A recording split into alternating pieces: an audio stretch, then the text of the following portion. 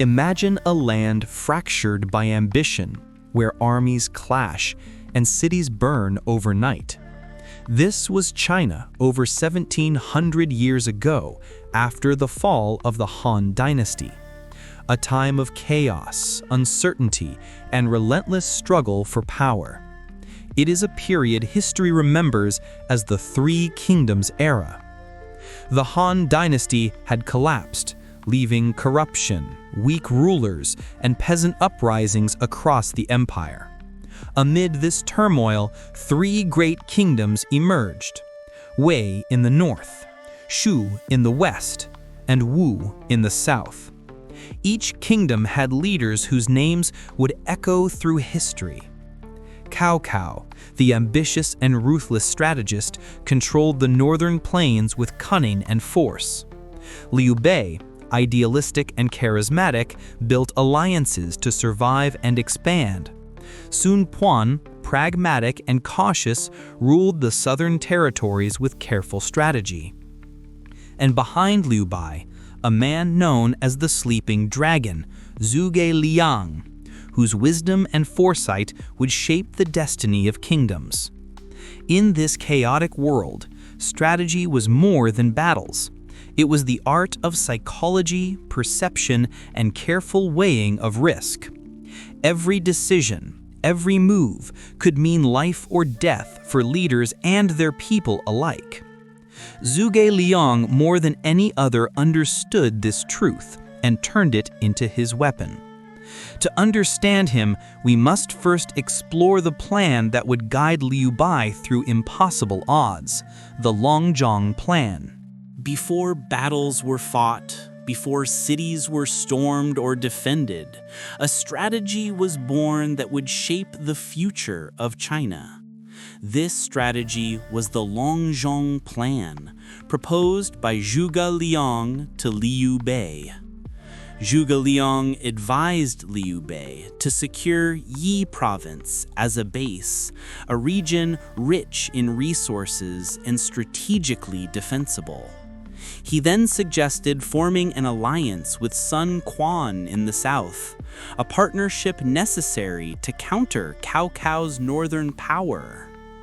Finally, Zhuge Liang outlined a future confrontation with Cao Cao in the north when conditions were right and the balance of power favored Liu Bei.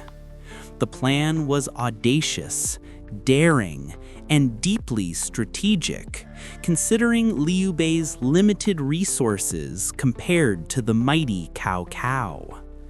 Picture Liu Bei in a quiet chamber, leaning forward, listening intently to every word the strategist spoke. The weight of life and death, the fate of the empire, rested on the counsel of one man. Zhuge Liang emphasized patience, long-term vision, and the careful cultivation of alliances. He warned that a single mistake, a miscalculated move, could doom everything. Other advisors were skeptical, fearing the boldness of the plan. Yet Liu Bei trusted Zhuge Liang's wisdom, understanding that boldness paired with careful thought could turn the tide. This plan was not just military.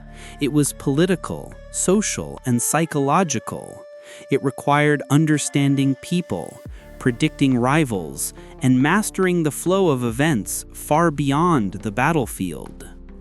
The Longzhong Plan set the stage for Zhuge Liang's legendary strategies and the stories that would define the era. With the plan in place, Liu Bei began his journey, guided by Zhuge Liang's vision, moving carefully through a world of danger and opportunity. Now we come to one of the most legendary moments in Chinese history: the empty fort strategy. Imagine a city with barely any defenders, an enemy army 10 times your size, approaching with the intent to destroy everything in sight. What would you do in such a moment? Panic? Retreat? Or fight a hopeless battle? Zhuge Liang chose a different path, a path that would enter the annals of history forever. He calmly sat atop the city walls, his robe flowing gently in the wind, a lute in his hands. The massive gates were wide open, inviting the enemy in, yet no soldiers were in sight. Cao Cao's scouts reported this strange scene, their confusion growing with each passing moment. Could this be a trap? Surely an empty city could not be defended by so few. Cao Cao hesitated. Every fiber of his being screamed caution. He studied the city, the calm figure on the walls, and the complete lack of troops. Uncertainty gnawed at him. Was this genius or madness? Every moment of hesitation increased Zhuge Liang's advantage. The enemy commander weighed the options: attack a seemingly empty city or risk walking into a trap. The tension was unbearable. Soldiers on both sides held their breath. Zhuge Liang continued to play the lute, an image of serene confidence. No arrow was fired, no soldier moved, and yet the battle was already being won. Cao Cao made the decision: retreat. The city was saved without a single blow. This was the power of psychological strategy, of perception as a weapon. Zhuge Liang had turned fear, uncertainty, and doubt into his allies. He demonstrated that sometimes the mind is the greatest weapon of all. The defenders inside the city, tense and fearful moments earlier, now exhaled in relief. The villagers who had watched in terror marveled at the audacity and brilliance of their strategist. And Cao Cao, despite his military genius, had been outwitted without a fight. The empty fort strategy reminds us that leadership is not just about force, it is about vision, courage, and understanding human nature. This story has been passed down for centuries, a masterclass in risk, perception, and strategic thinking. It teaches that sometimes confidence, calm, and calculated daring can achieve what armies cannot. In a world of uncertainty, perception is power, and courage can change the course of history. Zhuge Liang's brilliance lay not only in knowing what to do, but in knowing how to make others see it his way. In this, we glimpse the essence of Chinese strategic thinking that echoes even today. No story of strategy is complete without the legendary Battle of Red Cliffs, a confrontation that would decide the fate of China for generations. Cao Cao's massive northern army, numbering hundreds of thousands, advanced toward the Yangtze River, confident that their strength would crush all opposition. But the allied forces of Liu Bei and Sun Quan were far smaller, yet cunning, determined, and united. The river itself became a stage for one of the most dramatic displays of strategy in history. Zhuge Liang, advising Liu Bei, carefully coordinated the alliance, understanding that unity and timing were more powerful than numbers alone. The allies had a plan: to use fire ships to strike Cao Cao's fleet, exploiting wind direction and the narrow river channels. At night, under cover of darkness, the Allied ships were set ablaze and sent toward the enemy fleet.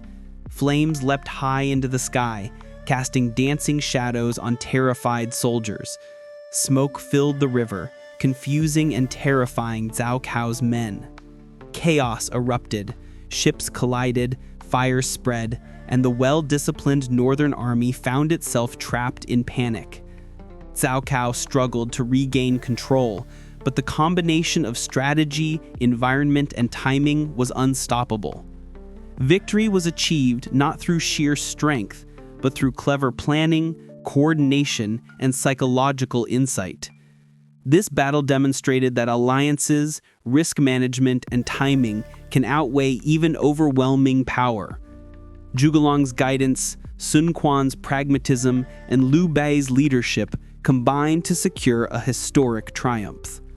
This victory prevented Cao Cao from unifying China under his northern kingdom, securing the balance of power for decades. The battle also illustrated the critical importance of coalitions, small powers working together to challenge a larger opponent. Every decision, every calculated risk, shaped the course of the battle and the future of the empire. The human element, the courage of soldiers, the tension of commanders, the fear and hope was as important as strategy itself. Even in moments of chaos, Zhuge vision and calm guidance turned potential disaster into success. The Battle of Red Cliff stands as a testament to foresight, preparation, and the power of strategic thinking over brute force. It reminds us that leadership requires not only strength, but patience, coordination, and the ability to anticipate the actions of others. In studying these events, one can see why historical strategy continues to influence Chinese thinking even today. Leaders learn that perception, alliances, and timing are as critical as the size of their forces. And in this story, we find a blueprint for understanding how long-term vision can triumph over short-term might. From the flickering fires on the Yangtze to the careful placement of each ship and soldier, every detail mattered. This battle was more military. It was a lesson in human psychology, diplomacy, and leadership under pressure. The echoes of Red Cliff still resonate in China's study of strategy, risk, and international relations. It teaches that even against overwhelming odds, clever planning, patience, and collaboration can achieve the impossible. And so the Yangtze River that night became more than a battlefield. It became a classroom for leaders past and future. Beyond the great battles, smaller stories of cunning and insight reveal the genius of Zhuge Liang and the lessons of leadership. He often used weather, terrain, and misinformation to his advantage, turning the environment itself into a strategic weapon. In one instance, he manipulated rumors to make his army appear larger than it truly was, causing opponents to hesitate or retreat.